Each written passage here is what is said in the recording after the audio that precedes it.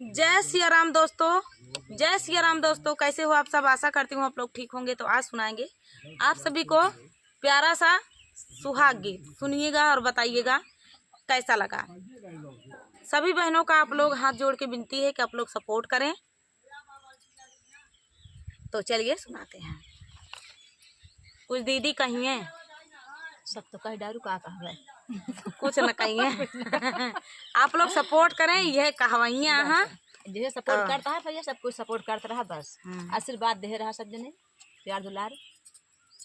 राजा जनक जी का घने फूलावरिया, रे भारी फूले भय का चनार रे लालनवा, रे भारी फूले भय का चनार रे लालनवा। राजा जनक जी का घनी फूलावरिया, रे भारी फूले भय का चनार रे लालनवा, रे भारी फूले भय का चनार रे लालनवा। वही रे फूलावरिया में शिवाजी मंदिरवा, रे सीता पूजन करई जाई रे लालनवा, रे सीता पूजन करई जाई रे लालनवा। चारी सखी आगे चलाई, चारई सखी पछवा, रे बिचवाई में सीता सुकुमार रे लालनवा, रे बिचवा में सीता सुकुमारी रे लालनवा।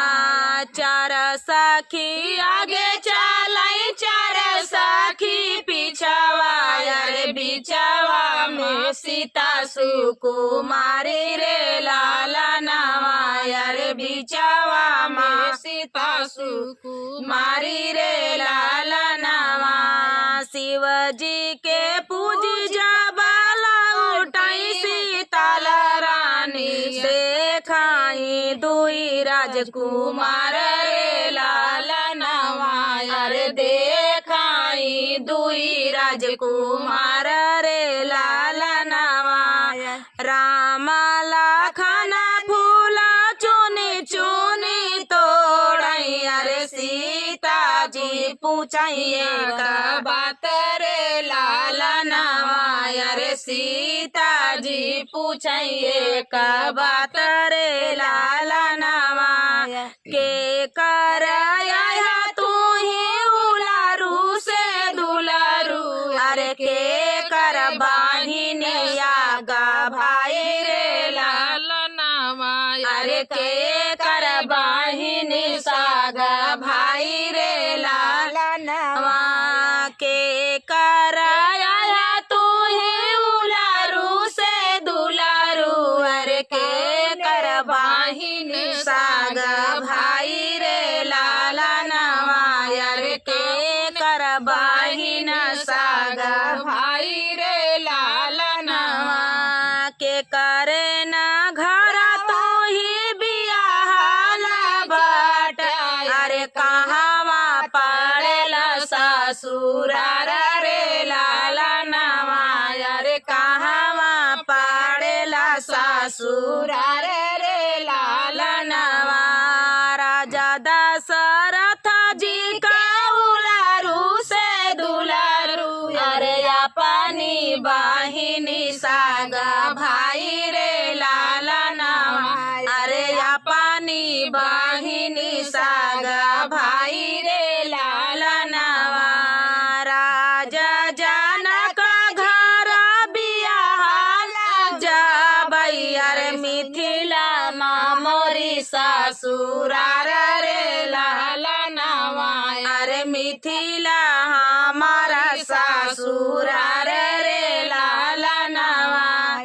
इतनी बचन जाबा सुनाली सीताला दे, अरे राम से पूछिए का बात रे लालनवा, अरे राम से बोलाई मुस्काई रे लालनवा। अब ही त बाबा घर बियाहला ना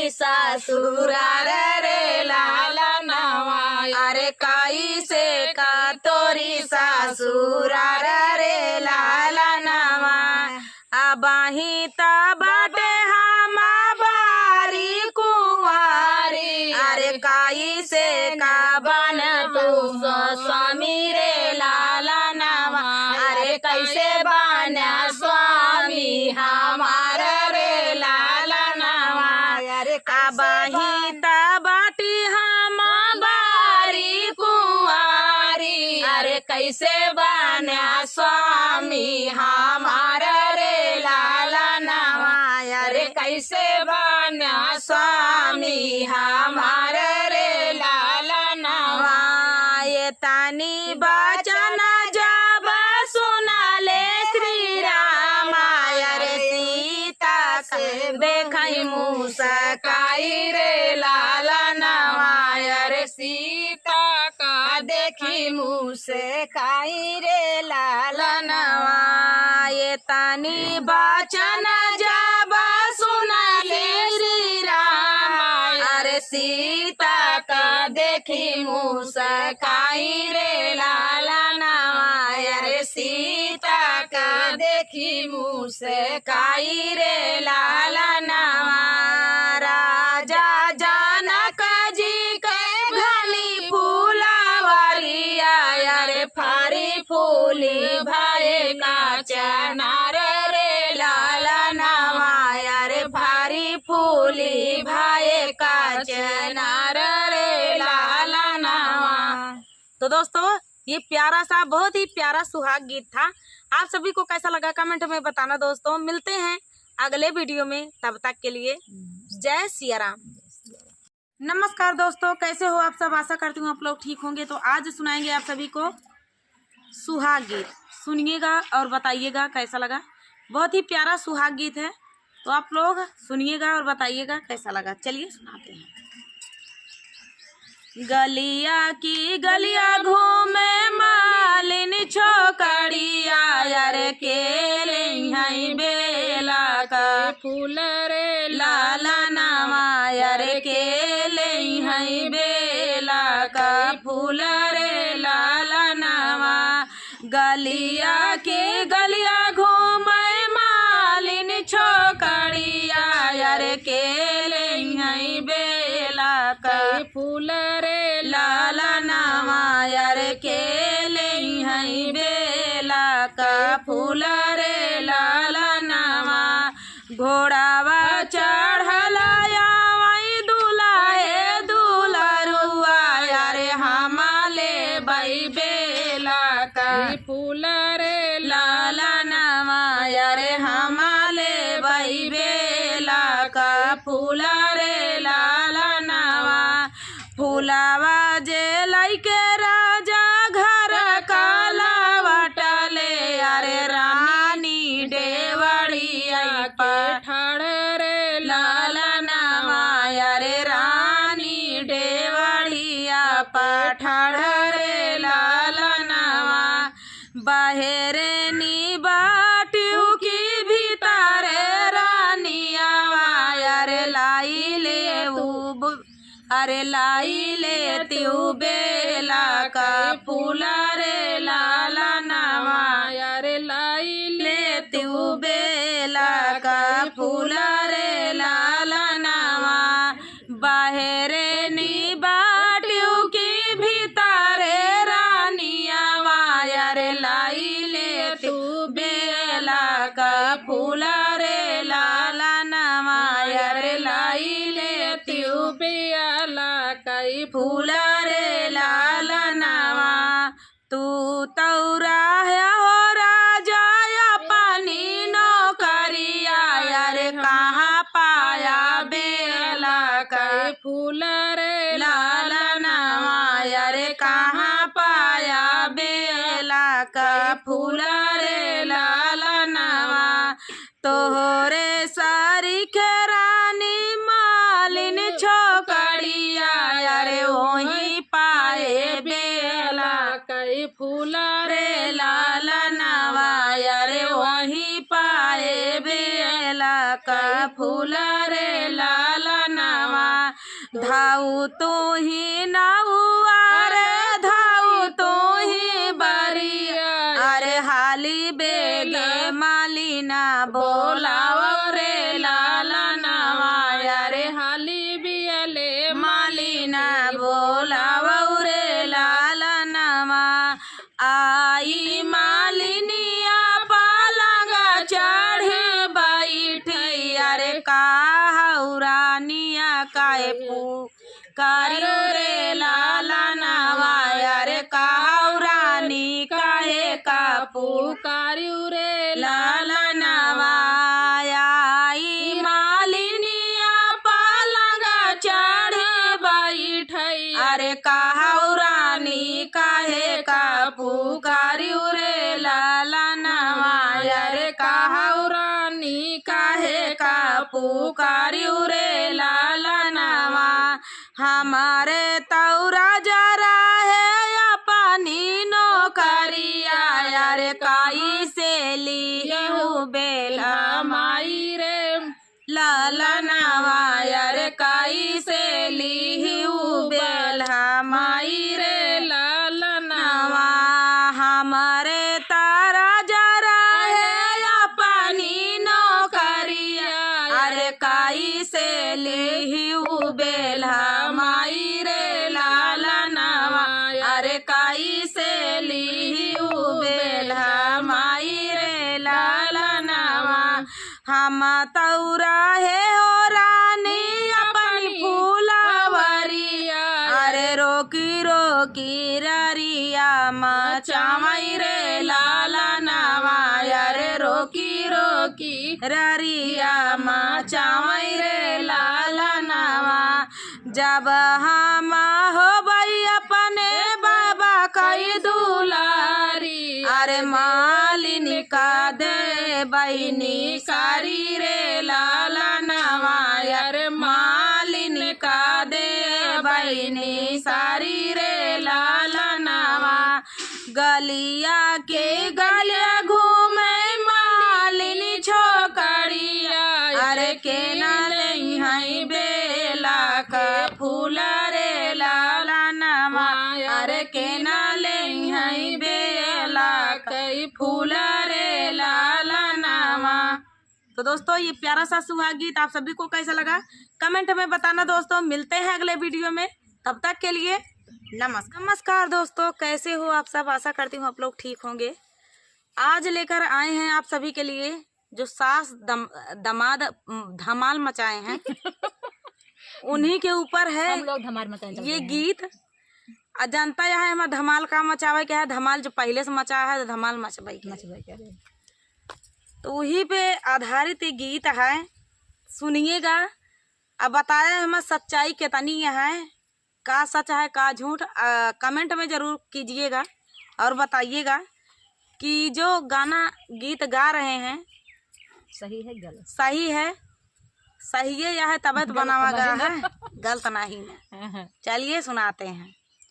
सोशल मीडिया पे प्रचार हो गईल, सोशल मीडिया पे प्रचार हो गईल, लेके सासू के दमदा फरार हो गईल, लेके सासू के दमदा फरार हो गईल। सोशल मीडिया पे प्रचार हो गईल, सोशल मीडिया पे प्रचार हो गईल, लेके सासू के दमदा फरार हो गईल, लेके सासू के दमदा फरार हो गईल।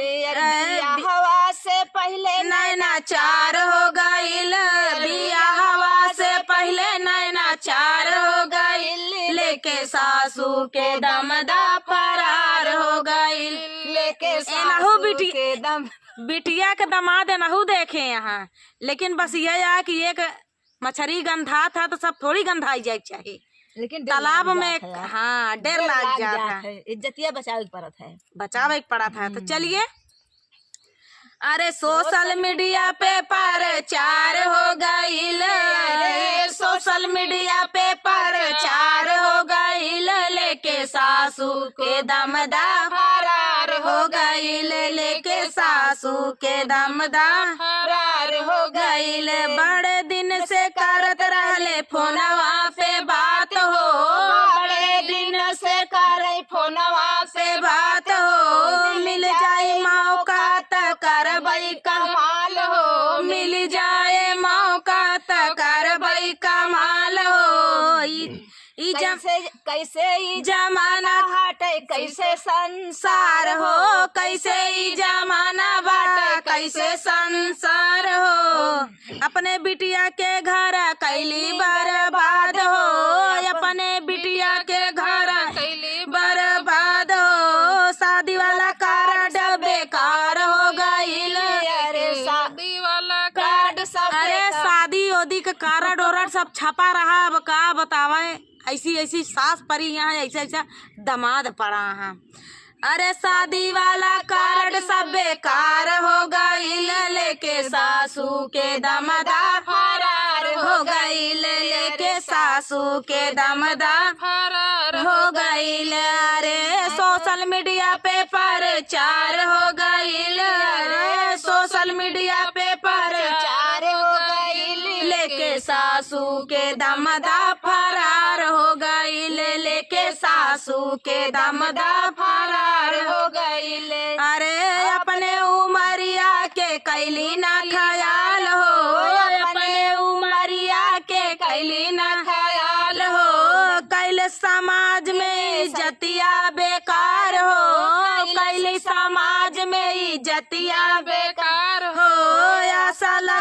आशा गावली गनवा सबके सुनावे, बुढ़ाई में जवानी वाला प्यार हो गईल, बुढ़ाई में जवानी वाला प्यार हो गईल, लेके सासू के दमदा फरार हो गईल, लेके सासू के दमदा फरार हो गईल। अरे रेखा गावली सबके गानवा सुनायो, रेखा गावली सबके गानवा सुनायो, बुढ़ाई में जवानी वाला प्यार हो गईल, लेके सासू के दमदा फरार हो गईल, लेके सासू के दमदा मनाई कहते नहीं, 40 साल के बाद एक बार जवानी फिर आवा था, लेकिन संभर जग चाहिए, सब थोड़ी अच्छा लगा था। अरे सोशल मीडिया पे प्रचार हो गईल, सोशल मीडिया पे प्रचार हो गईल, लेके सासू के दमदा फरार हो गईल, लेके सासू के दमदा फरार हो गईल। तो दोस्तों चलिए, गीत कैसा लगा कमेंट में बताना। अब तो फरार हो ही नहीं गए यहाँ, सुनता ही वो नहीं साथे रहबो करिए, दमदबो कहता है और सास दामाद बच के रहा, और समझ क्यों ना कर जैसे करी आई नहीं कि लड़की देखे जा तो सास से बतियाला का। आप सब सुधर जाया, अगर केहू देखे हुआ लड़की तो लड़कियों से बतलाया, सास से न बतलाया। अब महतारी का कहा था ही, बाप का कहा था ही, भाई बहन का कहा था ही, जे केहू होए और लड़की देखी जाती है, लड़की का फोन दे बात करावे क्या है, तब न बात करावे क्या है तो फोन सास का देहू बनाना है। काहे से कि अरे सब सास वैसे नहीं होती, लेकिन बस यह है कि मछली तालाब के एक मछली गंधा था, लेकिन पूरा तालाब काट ली। हाँ, 5 अंगुरी बराबर ना है, लेकिन एक अंगुरिया कमाल कही गए तो 5 अंगुरिया बर्बाद ही समझा।